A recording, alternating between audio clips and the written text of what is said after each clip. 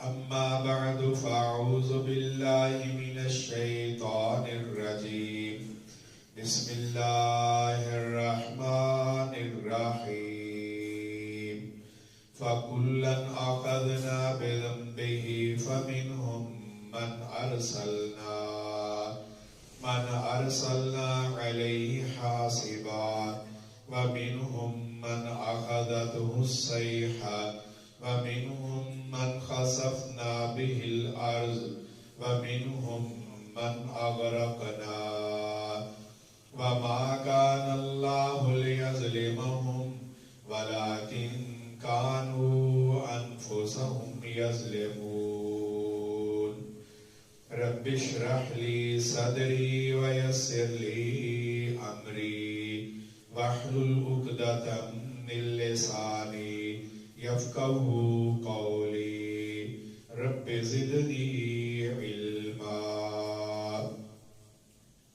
ہر قسم کی حمد و ثنا، تحمید، تعریف، توصیف، تمجید، جاہ و جلال، کبریائی اللہ احسن الخالقین احکم الحاکمین کی وحدہ لا شریک غفور الرحیم ذات کے لیے، جو اکیلا، یکتا اور تنہا اس ساری کائنات کو اپنی قدرت سے تخلیق کرنے والا اور اپنی حکمت سے نظام کو چلانے والا اور اپنے وسیع خزانوں سے مخلوقات کو نوازنے والا ہے۔ ان گنت اور لا تعداد تحیات و تسلیمات، درود و سلام سید ولد آدم، سید الثقلین، رحمت للعالمین، خاتم النبیین حضرت محمد مجتبی احمد مصطفیٰ صلی اللہ تعالی علیہ وآلہ وبارک وسلم کے لیے۔ حضرت نبی کائنات صلی اللہ علیہ وسلم نے کائنات میں نبی اور رسول کی حیثیت سے مبعوث ہونے کے بعد وحی الہی کی روشنی میں اہل کائنات کے سامنے ربانی پیغام پیش فرمایا اور لوگوں کو اس بات کی دعوت دی کہ انہیں جس مقصد کے لیے تخلیق کیا گیا اور اس دنیا کے اندر ان گنت نعمتوں سے نواز کر بھیجا گیا ہے، ہر دم، ہر لمحہ اور ہر کیفیت میں اسی مقصد کو مکمل کرنے کی تگ و دو میں اپنے آپ کو لگائے رکھے۔ وہ مقصد یہ ہے کہ انسان اس دنیا کی سب سے بڑی نعمت ایمان کا دفاع کرتے ہوئے، ایمان کی پرورش کرتے ہوئے مال کے کائنات کی فرما برداری اور پیروی کے اوپر اپنے آپ کو لگائے رکھے۔ یہ تابعداری اور پیروی صرف اعمال صالحہ اور نیک اعمال کا نام ہے۔ وہ عقیدے کی شکل میں ہوں، فرائض کی صورت میں ہوں، واجبات کی شکل میں ہوں، سنتوں اور نفلوں کی شکل میں ہوں۔ جب ہم کسی بھی سبب سے نیک عمل سے ہٹ جاتے ہیں اور رب تعالی کی نافرمانی کی طرف قدم اٹھا بیٹھتے ہیں، حضرت امام المرسلین صلی اللہ علیہ وسلم کی نافرمانی کی طرف چلے جاتے ہیں،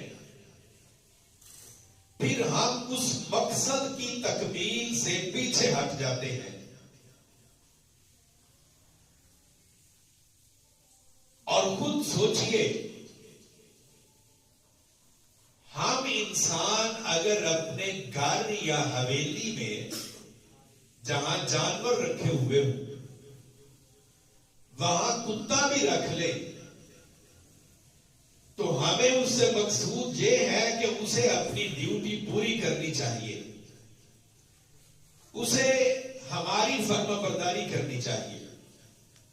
جب مالک کی حیثیت سے میں اپنے ڈیرے پر جاؤں تو اسے مجھے پہچاننا چاہیے، اور اگر وہ یہ نہ کر رہا ہو تو ہم اسے آوارہ سمجھ کر وہاں سے نکال دیتے ہیں۔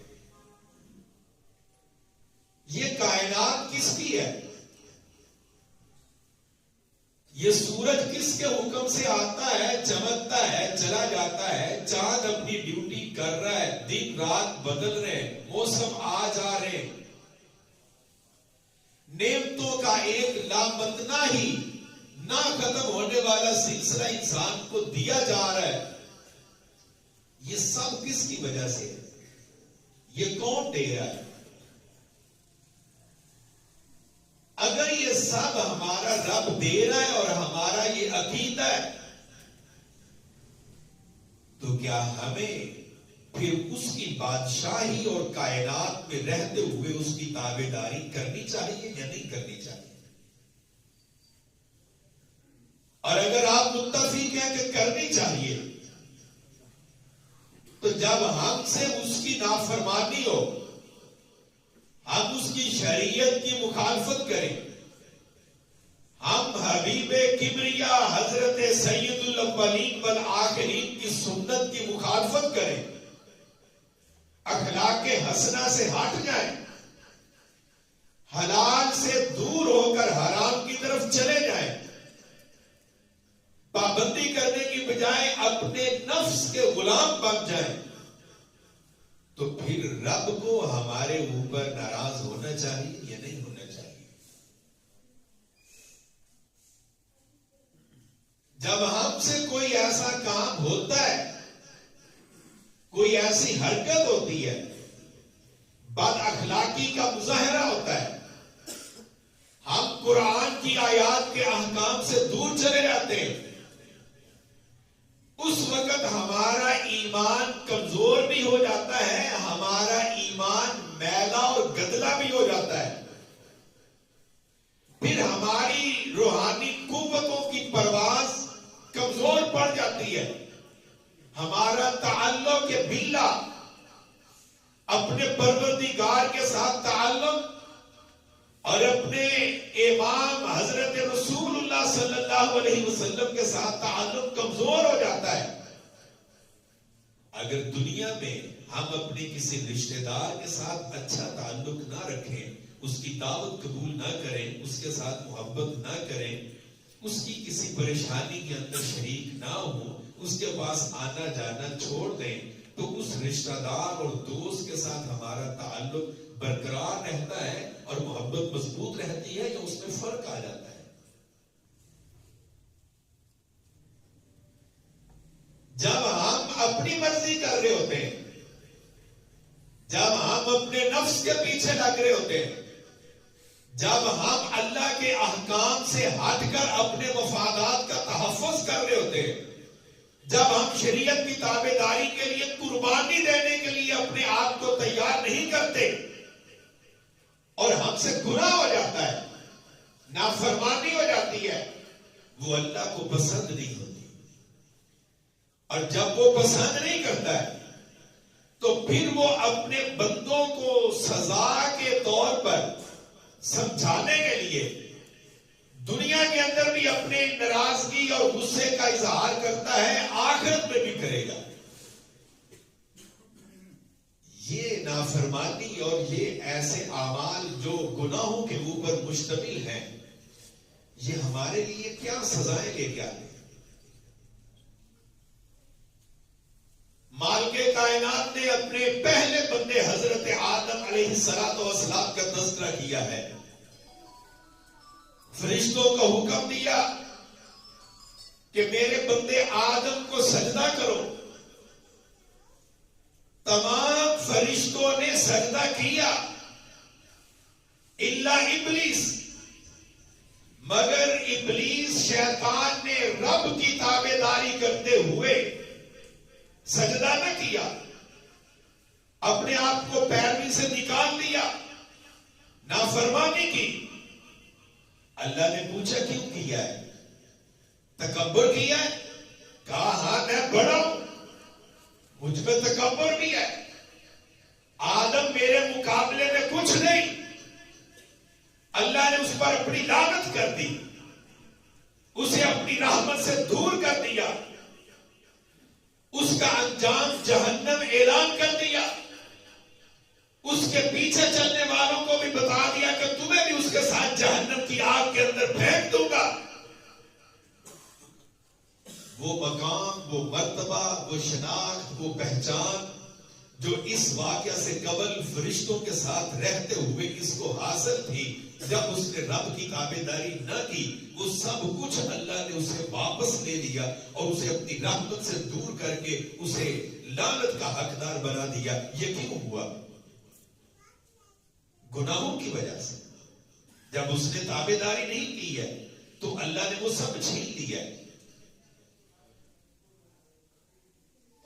سب سے پہلا نقصان یہ ہے کہ جب ہم گناہ کریں گے ہمارا ایمان کمزور ہونے لگ جائے گا، اور اگر توبہ کی توفیق بھی نہ رہے تو پھر رفتہ رفتہ انسان کفر کی طرف بھی جا سکتا ہے،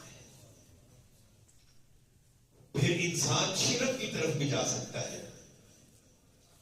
جب سنت کی تابعداری نہ رہے تو پھر انسان بدعات کی طرف بھی جا سکتا ہے۔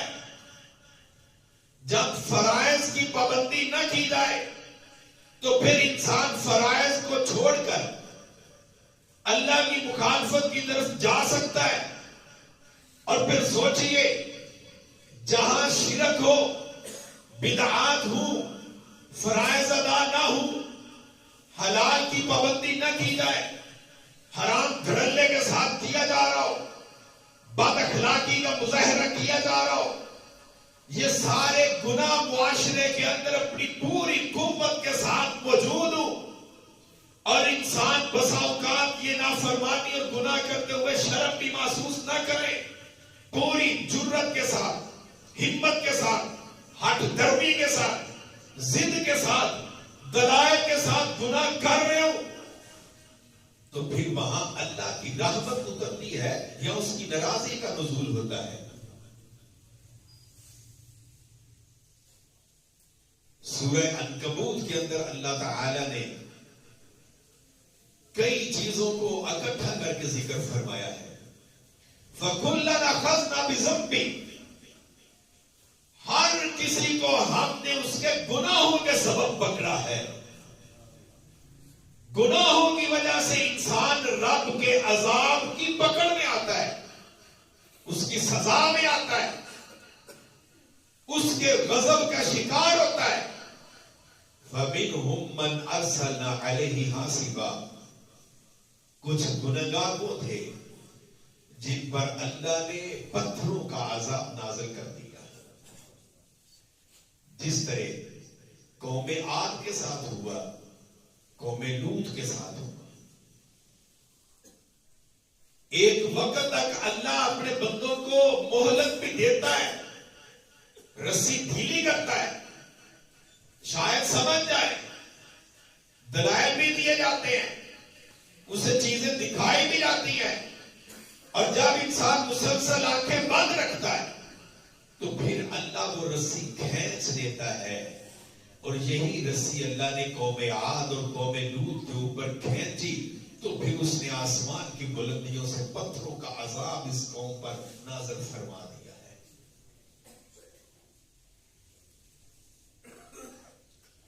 وَمِنْهُمْ مَنْ أَخَذَتْهُ الصَّيْحَةُ، کچھ گناہوں کے اندر ڈوبے ہوئے وہ تھے جن پر اللہ نے زلزلے کا اور چنگھاڑ کا عذاب نازل کیا، جس سے ان کے دل پھٹ گئے اور وہ موت کے منہ میں چلے گئے۔ وَمِنْهُمْ مَنْ خَسَفْنَا بِهِ الْأَرْضَ، کچھ وہ تھے جن سے ناراض ہو کر کائنات کے وحدہ لا شریک مالک نے انہیں زمین کے اندر دھنسا دیا، جس طرح قارون کو دھنسایا۔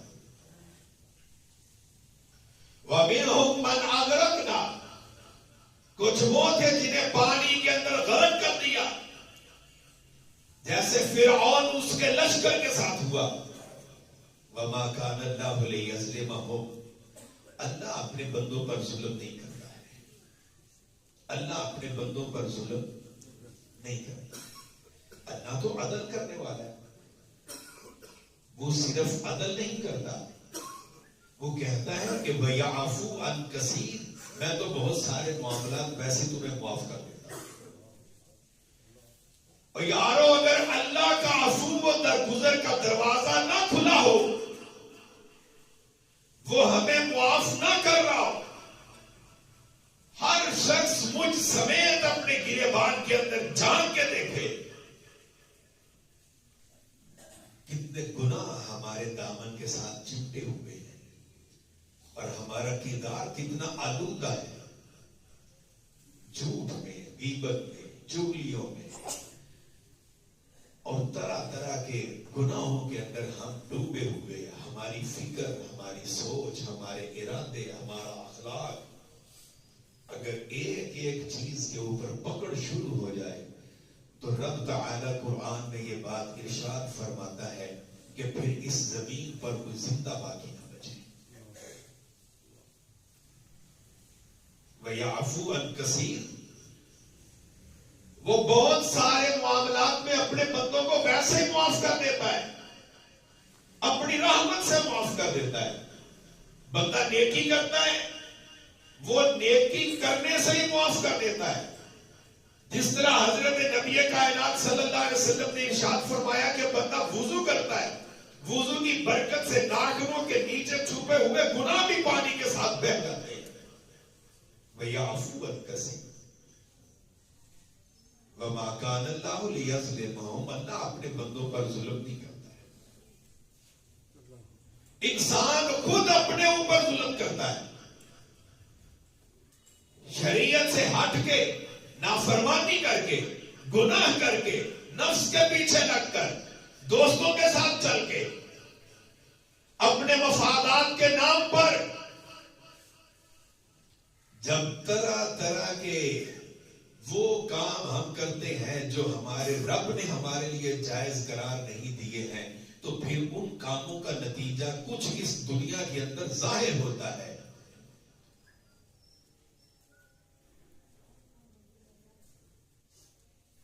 اور یہ نتائج طرح طرح کی شکلوں میں، انسان کے جسم کی بیماریاں، گھروں کے لڑائی جھگڑے، امت کا یہ افتراق و انتشار، یہ گناہ، یہ ظلم، رشتہ داریوں کو توڑنا، خوف و ہراس، غربت اور فقیری کا ڈر، اور انسانوں کے اندر سے حیا کا خاتمہ، یہ سب اس چیز کا نتیجہ ہے کہ اللہ اپنے بندوں کے اوپر راضی نہیں، اور بندوں کو موقع دے رہا ہے کہ انہیں اپنے اعمال کے اوپر نظر ثانی کرنی چاہیے کہ کہیں ان سے وہ کام تو نہیں ہو رہا جو میرے مالک کو پسند نہیں ہے، تو کل جب مرنے کے بعد زندہ کیا جاؤں گا اور اس کے دربار میں پیش ہوں گا تو اپنے رب کو کیا منہ دکھاؤں گا۔ وَلَٰكِن كَانُوا أَنفُسَهُمْ يَظْلِمُونَ، انسان خود اپنے اوپر ظلم کرتے ہیں، اور ظلم کیا ہے؟ گناہ کر کے اللہ کے عذاب کو دعوت دینا۔ پھر جب ہم گناہ کرتے ہیں ہمارا ایمان کمزور ہوتا ہے، پھر وہ شناخت اور پہچان چھن جاتی ہے، مقام و مرتبے سے محروم کر دیا جاتا ہے، پھر انسان کو رب کی محبت نہیں ملتی۔ حضرت امام ابن قیم رحمت اللہ علیہ نے لکھا ہے کہ یہ گناہ، معصیت اور نافرمانی ظلمت اور اندھیرا ہے۔ جب انسان یہ گناہ کرتا ہے رب اس کے چہرے سے نور واپس لے لیتا ہے، پھر انسان کوشش کر رہا ہوتا ہے، اپنے رب کو چمکا بھی لیتا ہے، مگر وہ روحانیت انسان کے چہرے پر باقی نہیں رہتی ہے. اچھا کھائے، اچھا پہنے، اچھے لوگوں میں اچھی زندگی گزار رہا ہو، لیکن وہ نور اب رب واپس لے لیتا ہے جو نیکیوں کی وجہ سے کسی کو دیا جاتا ہے. گناہوں کی وجہ سے انسان کے دل سے وہ رونق واپس لے لی جاتی ہے اور اس کے دل کے اندر مایوسی آ جاتی ہے، روحانیت کمزور پڑ جاتی ہے، رزق سے محروم کر دیا جاتا ہے، معاملات کے اندر تنگی اور پریشانی پیدا کر دی جاتی ہے، سہولتیں چھین کر انسان کو پریشانیوں کی طرف دھکیلا جاتا ہے. جسمانی طور پر بھی گناہ کرنے والا کمزور ہوتا ہے، طاقتور نہیں رہتا. وہ بڑے بڑے طاقتور اونچے قد والے موٹے جسے والے انسان بھی جب پھر نماز تراویح اور فرائض اور فجر کی نماز میں آ کے کھڑا ہونا ہو کہ قاری صاحب نماز لمبی پڑھاتے ہیں تو بندہ کمزور پڑ جاتا ہے کہ اتنی لمبی نماز مجھ سے کھڑا نہیں ہوا جاتا. میرے والد صاحب یہ واقعہ سناتے ہوتے ہیں کہ ایک بندے کو جب دعوت دی کہ جناب نماز پڑھا کریں، اونچے قد والا 6 فٹ کا قد موٹا تازہ بندہ ایک دو دن نماز پڑھنے کہتا یہ کیا ہے، کھڑے کھڑے ہو کے تھک جاتا ہوں، مجھ سے نہیں پڑھی جاتی یہ نمازیں. اور جسم طاقتور بھی ہو، گناہوں کی وجہ سے روحانیت اتنی کمزور پڑ جاتی ہے کہ بندے میں نیکی کرنے کی سکت نہیں رہتی. اور جہاں نیکی موجود ہو وہاں بوڑھے سے بوڑھا بندہ، پتلی ٹانگوں والا، کمزور اور نحیف جسم والا، بیمار شخص بھی، وہ بھی اپنے بستر سے اٹھ کے فجر کی نماز کے اندر آ کے کھڑا ہوتا ہے، اس لیے کہ روحانیت بڑی مضبوط ہوتی ہے. جسمانی کمزوریاں اس کے آگے کوئی رکاوٹ نہیں بنتی ہے. اور میں نے اپنی نگاہوں سے ایک بابے کو دیکھا ہوا ہے کہ وہ بوڑھا آدمی، نظر بھی اچھی نہیں، اور نیک اولاد نے اس کو جو موٹر سائیکل دیا ہوا ہے وہ بھی اسے وہ سروس کارڈ بنوا کے دیا ہے کہ بابا جی نماز پڑھنے جاتے ہیں. وہ کمزور اور کبڑے جسم کے ساتھ چلتا ہوا مسجد میں آتا تھا، کوئی طاقت نہ تھا. حضرت امام ابن قیم رحمہ اللہ نے اس پر بڑی لمبی بحث کی ہے. سنن ابن ماجہ اور مسند احمد کی روایت ہے، حضرت رسول اللہ صلی اللہ علیہ وسلم سے حضرت ثوبان نے یہ بیان فرمایا کہ ان العبد لیحرم الرزق بذنبہ، انسان اپنے گناہوں کی وجہ سے رزق سے محروم کر دیا جاتا ہے. پھر رزق زیادہ مل بھی رہا ہو اس سے برکت اٹھا لی جاتی ہے. رزق زیادہ مل رہا ہو انسان کو بیماریوں کی طرف، اولاد کی نافرمانیوں کی شکل میں، دولت کو ضائع کرنے کی طرف، حادثات کی صورت میں اور دھانے کے چہری کے معاملات کے اندر انسان پھنس جاتا ہے. اور وہ جتنا رزق اور دولت مل رہی ہوتی ہے وہ دونوں ہاتھوں سے کما رہا ہوتا ہے اور 4 ہاتھوں سے ضائع کر رہا ہوتا ہے. وہ کہتا سمجھ نہیں آتی کہ اتنا کماتا ہوں جاتا کہاں ہے. اور اگر انسان نیکی کے اوپر چل رہا ہے اور وہ ایک ریڑھی کے اوپر بھی مزدوری کرنے والا ہو، اگر اس کے معاملات درست ہیں رب تعالیٰ اس میں برکت ڈال دیتا ہے. اولاد بھی فرما بردار، بیماریوں سے بچا ہوا، حادثات سے بچا ہوا، تھانے کے چہری کے معاملات سے بچا ہوا، گھر کے اندر قناعت اور کفایت شاری جیسی صفتیں ہوں تو پھر تھوڑے کے اوپر بھی انسان ہنسی خوشی زندگی گزار لیتا ہے. اور اگر یہ نہ ہو تو پھر انسان رزق سے ان صورتوں کے اندر محروم کر دیا جاتا ہے. ہمیں سوچنا چاہیے کہ میں اتنے پیسے کماتا ہوں، وہ جاتے کہاں ہیں. حضرت فضیل بن عیاض رحمت اللہ علیہ حدیث کے بڑے امام ہیں، وہ کہتے ہیں کہ ہمارے تو سر میں بھی درد ہو جائے تو ہم سمجھتے تھے کہ شاید کوئی نافرمانی والا کام کر بیٹھے ہیں. ہم اونڈے منہ بھی گر پڑے، ہمارے اوپر چھت بھی گر پڑے، ہم کبھی اس حوالے سے نہیں سوچتے کہ شاید مجھ سے کوئی کوتاہی ہو گئی ہو. محدثین نے لکھا ہے کہ ہمارا جانور سواری کا اگر وہ زیادہ اڑی کر رہا ہو تو ہم سمجھتے تھے کہ شاید آج کچھ کوتاہی ہو گئی ہے نیکی کرنے میں.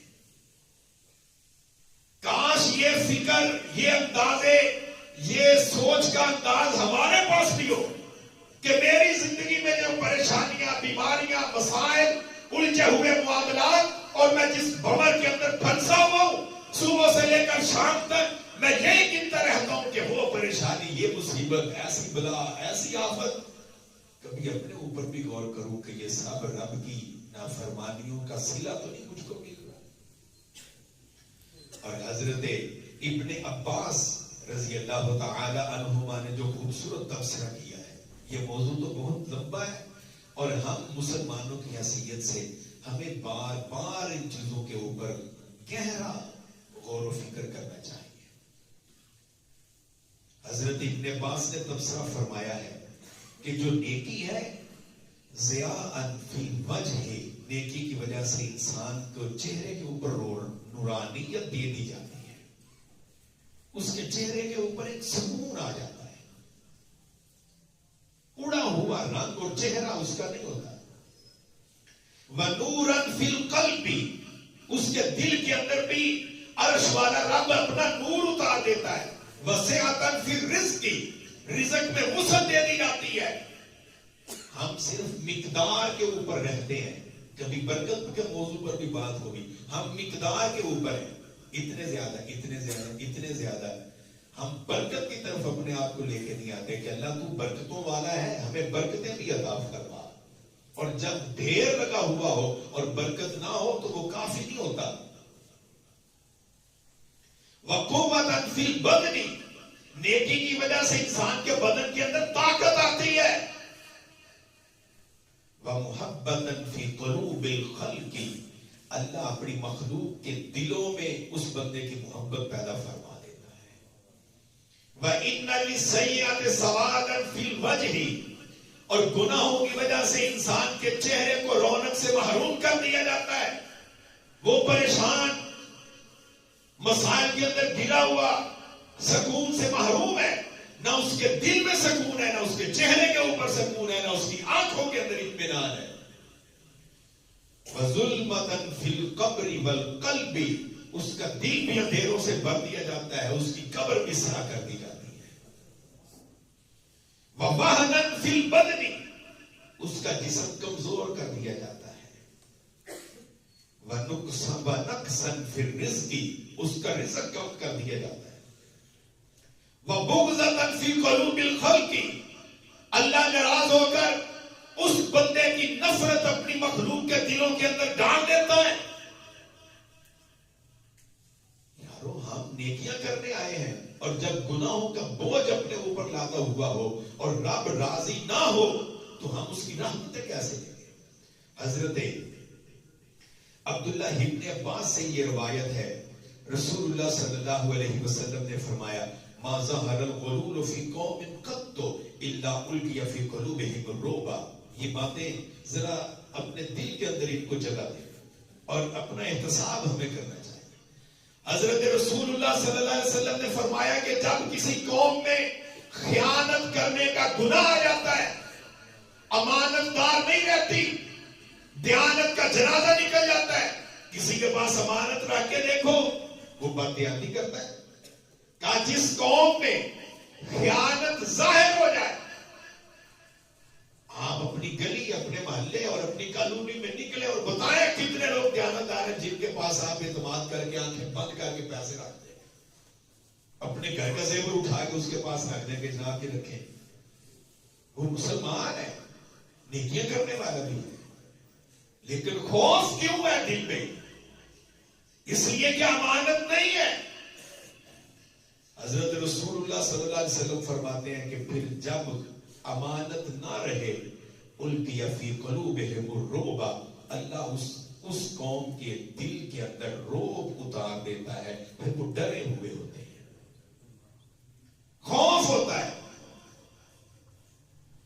وَلَا فَشَزَّنَا فِي قَوْمٍ إِلَّا كَثُرَ فِيهِمُ الْمَوْتُ، اور جس قوم کے اندر بدکاری زیادہ ہو جائے، گناہ زیادہ ہو، زنا زیادہ ہو، وہاں موت بھی زیادہ واقع ہوتی ہے. جوان جا رہے ہیں، یہ ملتان ہے، عید کے موقع پر شہر کی ایک آبادی نے شراب پی، 30 بندے ایک ہی دن میں فوت ہو گئے. جنازے اٹھ رہے ہیں، موت اللہ کے حکم سے ہی آتی ہے. گناہوں کی کثرت کی وجہ سے بھی اللہ موتیں عطا کرتا ہے. تیسری بات وَلَا نَقَصَ قَوْمٌ الْمِكْيَالَ وَالْمِيزَانَ إِلَّا قُطِعَ عَنْهُمُ الرِّزْقَ. جس قوم میں ناپ تول کے اندر پیمائش کرتے ہوئے دیانتداری نہ رہے، ترازو اٹھایا جائے، ڈنڈی ماری جائے، پیمائش کی جائے، بددیانتی کی جائے، اللہ وہاں رزق کم کر دیتا ہے. حضرت شعیب علیہ السلام کی قوم کا تذکرہ قرآن میں موجود ہے. اس قوم کا گناہ تھا، ناپ تول میں قوم شعیب کوتاہی کرتی تھی، اللہ نے اس پر عذاب بھیج کر ان کو تباہ کر دیا. یہ معمولی معاملہ ہے. کسی کے ساتھ بے شک انسان تھوڑی سی بھی بددیانتی کر رہا ہو، ناپ تول کے اندر کوتاہی، رب کو گوارا، انسان کے ایمان کا معاملہ ہے، دیانتداری کا معاملہ ہے، کردار کی بات ہے. چوتھی بات وَلَا حَكَمَ قَوْمٌ بِغَيْرِ الْحَقِّ إِلَّا فَشَا فِيهِمُ الدَّمَ. جب لوگ اللہ کے اتارے ہوئے قانون کے اوپر اپنے فیصلے نہ کریں، وہاں خون ریزی بڑھ جاتی ہے، قتل و غارت، لڑائی جھگڑے یہ اس قوم کے اندر زیادہ ہو جاتے ہیں کہ انہیں نہ اللہ کا اتارا ہوا قانون پسند ہے، نہ حضرت رسول اللہ صلی اللہ علیہ وسلم کے فیصلے پسند ہیں. اس قوم کے اندر امن نہیں رہتا ہے، سکون نہیں رہتا ہے. پھر کوشش کی جائے، خون زیادہ ہے. آج فلاں موقع پہ مسافر قتل ہو گیا، اتنے لوگ وہاں قتل کر دیے گئے، اتنے لوگ وہاں قتل ہوئے. چوروں، راہزنوں، ڈاکوؤں کا ڈر ہے، باہمی لڑائی اور جھگڑے ہیں. اور پھر اپنے ملک کے ٹی وی کو آن کر کے دیکھ لیں اور اخباروں میں پڑھ لیں کہ کیا یہ معاملات ہمارے ساتھ نہیں ہو رہے. اور پانچویں بات وَلَا خَطَرَ قَوْمٌ بِالْعَهْدِ إِلَّا سَلَّطَ اللَّهُ عَلَيْهِمُ الْعَدُوَّ. اور جب کوئی قوم اپنے وعدے پورے نہیں کرتی، بدعہدی کے اوپر اتر آتی ہے. چھوٹی بات، آپ پہلے چھوٹی بات لیں، لین دین میں جو وعدے کیے جاتے ہیں، جو ہم گاہک بن کر ادھار لیتے ہیں اور پھر دکاندار کے ساتھ وعدے کرتے ہیں اور پھر 2 مہینے دکاندار چکر لگاتا ہے کہ جناب مہربانی کرو. جب ہم بدعہدی کرتے ہیں، اللہ اس قوم کے اوپر وعدے پورے نہ کرنے کی وجہ سے دشمن کو مسلط کر دیتا ہے. انہیں ڈر ہوتا ہے کہ دشمن ہمارے اوپر نہ آ جائے، ہماری آزادی نہ چھین جائے. حضرات یہ 5 باتیں اس حدیث مبارکہ میں بتائی ہیں. اللہ ہم سب کو سمجھنے اور عمل کرنے کی توفیق عطا فرمائے.